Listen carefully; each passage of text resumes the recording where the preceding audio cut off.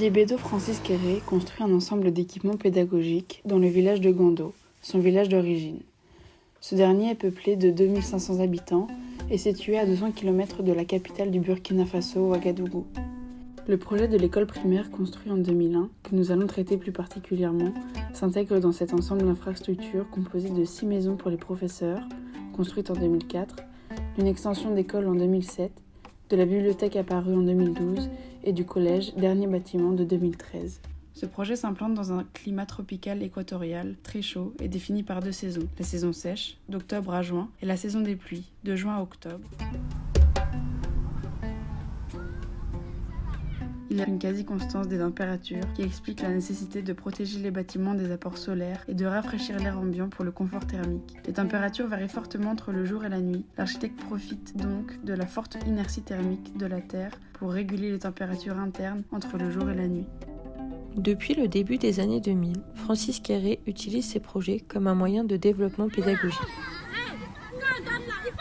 Grâce à la création d'infrastructures dédiées à l'éducation certes, mais aussi car celles-ci sont un moyen d'échange de savoirs culturels et sociaux. Malgré la nécessité d'une croissance économique rapide, comme d'autres régions d'Afrique, l'architecte intègre par ses projets une prise de conscience de la problématique environnementale actuelle. Il prend en compte le climat chaud pour définir la forme du bâtiment et les matériaux. Il tient aussi compte des contraintes liées au développement économique, le manque de moyens financiers du village. Le plan de l'école révèle 3 salles de classe en alignement. Cette continuité est cassée par des espaces extérieurs couverts, ouverts sur l'espace environnant.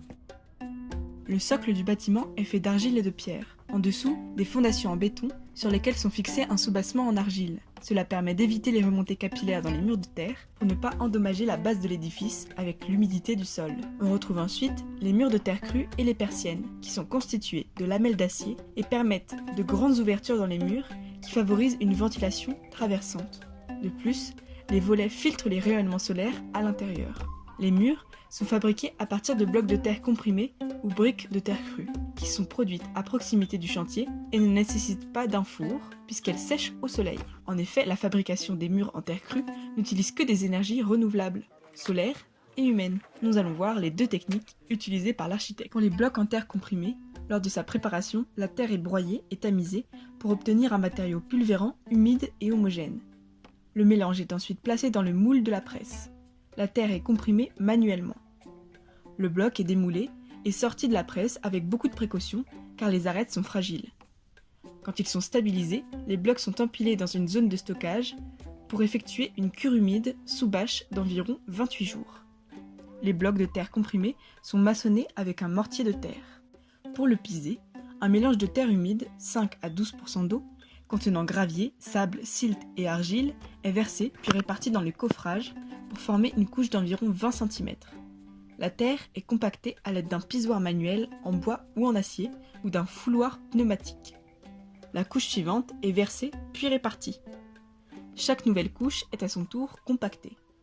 Le mur, généralement épais, de 40 à 60 cm, peut être décoffré immédiatement. Les murs sont à l'ombre toute la journée grâce aux grands débords de toiture qui protègent également la terre des fortes pluies. Sur le mur de terre sont posées des poutres en béton armé.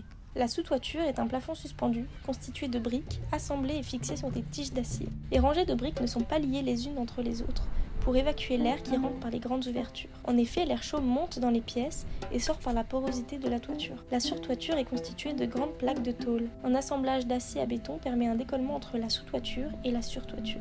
Celui-ci empêche les surchauffes dues à l'usage de la tôle comme matériau de couverture. La double toiture mise en place est espacée de 20 à 50 cm. L'inclinaison de la couverture courbée entraîne une accélération du flux d'air qui permet la ventilation naturelle.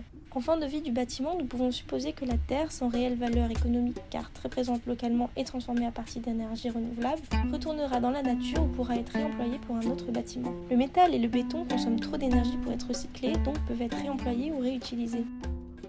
La construction se base sur des enjeux sociaux et pédagogiques avec une transmission de savoir-faire. L'architecte s'est appuyé sur la solidarité de l'ensemble des villageois autour du projet d'écoles destinées à leurs enfants. La main-d'œuvre locale acquiert ainsi des compétences dans la construction qui pourraient être mises à profit dans les villages alentours. Les techniques constructives sont adaptées aux habitants et à leurs moyens. Pour la bibliothèque, construite en 2012, Francis Quéré opte pour des jarres en terre construites sur place plutôt qu'un métal qu'il aurait fallu importer. Certains principes améliorent aussi la qualité de vie des habitants.